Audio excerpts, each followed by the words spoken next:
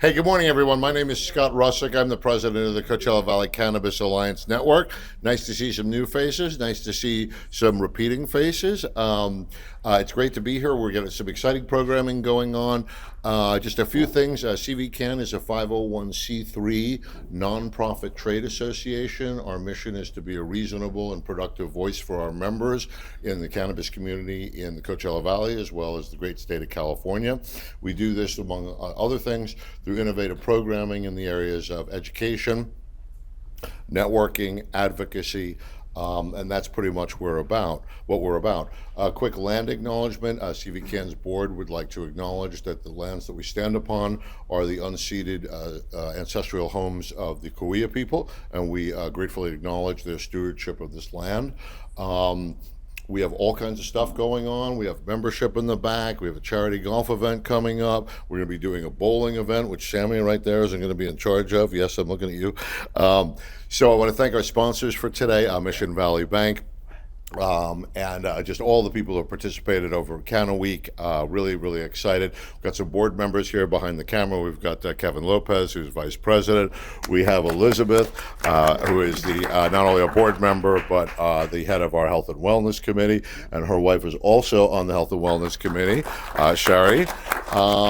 We've got Sammy Dipner back there, who's board member and general manager of the microbuttery. Sam Turner in the back is membership, so you can see him anything about membership or you're curious about. Nicole Robles Turner, who is the architect of the entire Canna Week series of events and has done a tremendous job. And then, of course, Sherri McDonald, who's responsible not only for the delicious nibbly bits we have, but all things administrative at CVCAN, and so we thank her.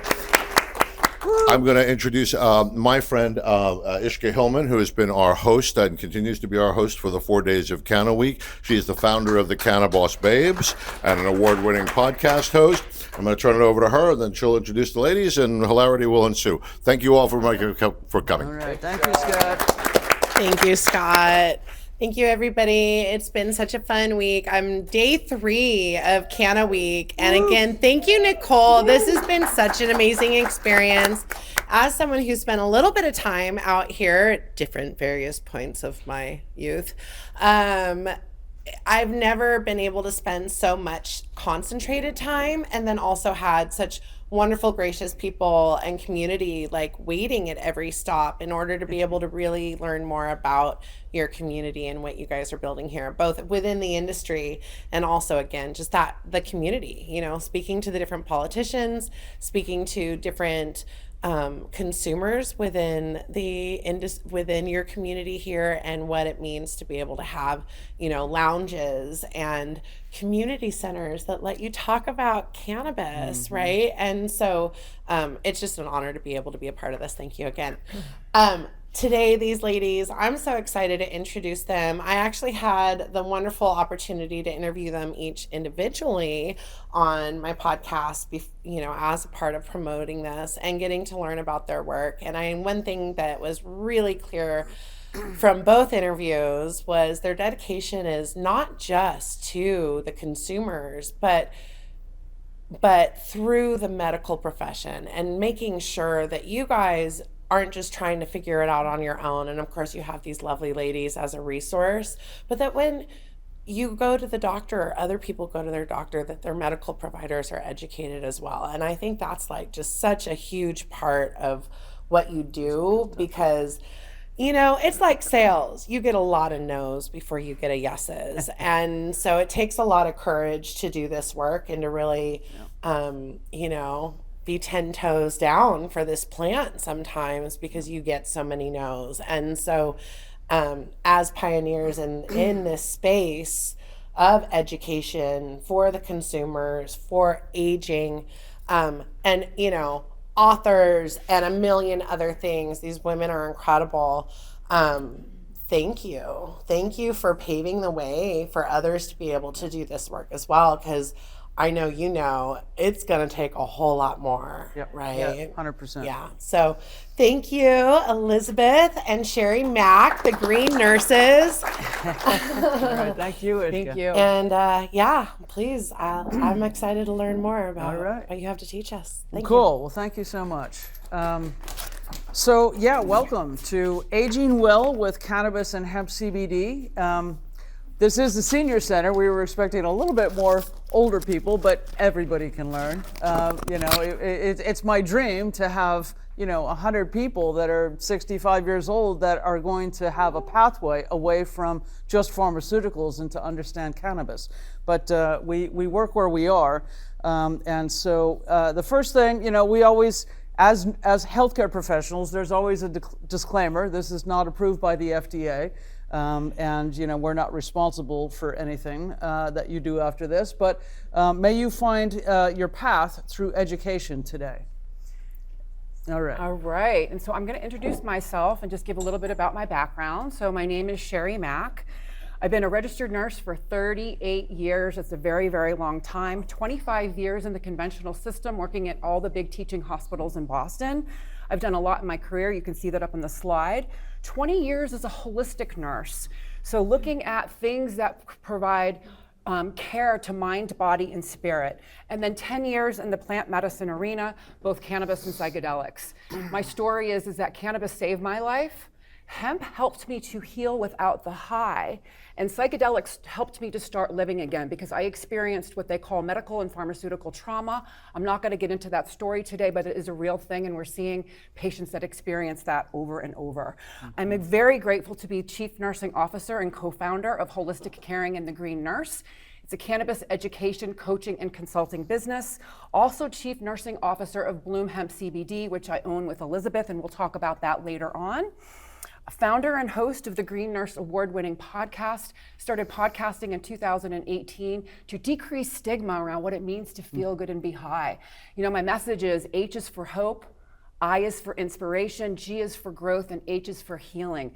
That's what cannabis does. It brings that hope, inspiration, growth, and healing across all domains of health. I'm involved in a lot of different cannabis nursing organizations, and I am a board member, former board member of the Cannabis Nurses Association, member of Society of Cannabis Clinicians, member of the Coachella Valley Cannabis Alliance, author of Ask the Green Nurse, Substack, and writer for the Kenigma, I Got Syndicated, and contributing author to Clark's Cannabis, a Handbook for Nurses, which is the first nursing textbook. Really grateful to be here, and now it's Elisabeth's turn. Okay. All right, so I've been a nurse 1 year longer. I've been in healthcare 40 years. I worked in hospitals for 9 years and said, this is not for me. I got my MBA in healthcare administration, went into insurance companies, did operations and sales for 20 years, and ended up coming to cannabis after I crashed my bicycle. I went out on leave to have surgery. I had some shoulder surgery. And I was introduced to CBD at my chiropractor's office, coincidentally, January of 2015. With a topical massage, and I'm like, hey, what is this? It smells funny. And she goes, it's cannabis. And I said, why are you putting cannabis on me? She goes, it's anti-inflammatory. It's going to reduce your pain. If you use it all the time, it'll help you work through PT and get back to that pre-surgical arm faster. And I said, okay, sign me up and tell me more. And then I started taking it internally. And I said, okay, I'm taking this CBD every day, high milligram Humboldt cannabis CBD in capsules. And I said, I don't need the muscle relaxants as much. I don't need the Motrin as much. Why hasn't anybody told me about this? I've been in medicine for 30 years. And so I went to the dispensary. I'm like, how do I use it for all of these other things, right? Because I heard about cannabis, and then I started to study it. I got addicted to PubMed. I went to the library, took out all the books I could on cannabis. And really, fast forward into figuring out how to use it for myself. And once I did that, I said, wow, I've got to help others.